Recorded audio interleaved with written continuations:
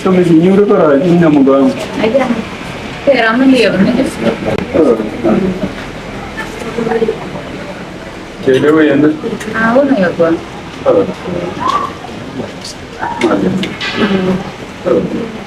Apa yang dijual tu? Kan jualannya ber. Itu kalau yang aku cakap mana? Jangan ya jagoan. Jadi senior juga masuk. Iya, saya sudah ada. Macam ni apa? Ini jempol. Ya, tahu. Ada tinggi mungkin banyak balak. Sini ni sudah ada sudah ada senior berada. Itu kode ramai perang. Gua sih ini dia gua di narme. Mana sudah ada gua posisi gua. Berarti ramai dia benar ya gua. Mungkin gua hilang ramai. Ini ni ada kau. Jin balang. Saya ramai daerah. Banyak bahasa itu ramai dia gua. Ramai dong ada lebar ini dia program. Saya jin formal. Nak kau itu. Gua kalau kan sama. Jin gua. Kamu orang itu kan? Nah, dicil tu benda emas. Gua. Ini kuat. Itu sudah ada. Lagi ni gua. Benda orang ada beda gua beta mana dah ada fikir ni. Mana lalu keren jangan dia. Lagi. Lalu cepat. Ya dan. Lah, yo di mana yang jalan. Lanya muka ni sih. Ya. So ini lada ke petrol banyak. Jadi ini tak beradis. Isi gordi roti ya. Ya, kalau itu dah boleh disiap. Tapi jadi terbang. Sedang jumlah ni jas bang. Kata ni itu. Aja. Lalu Ini balang. coba gak nyambal lagi coba ada kalau ada nyambal. Mana? Mana? Ya bukan mana?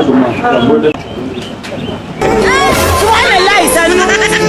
Ana kafra.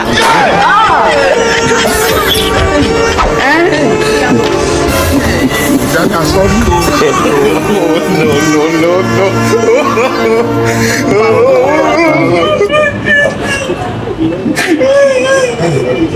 No. Ganna pag dia ada bijit ni ambil tekan pak. Kau mana? Ram negara ada bijit mana? Si nyamian macam berperar gambar. Sini ruaje mana ni ceci. Dia nak kau nyur kau ada.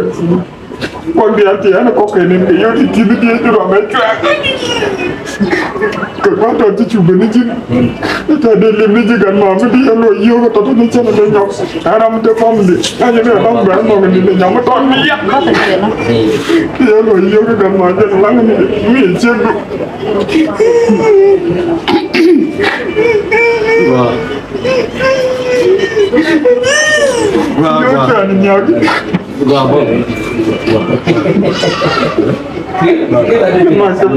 Iya kan, kan mobile mana?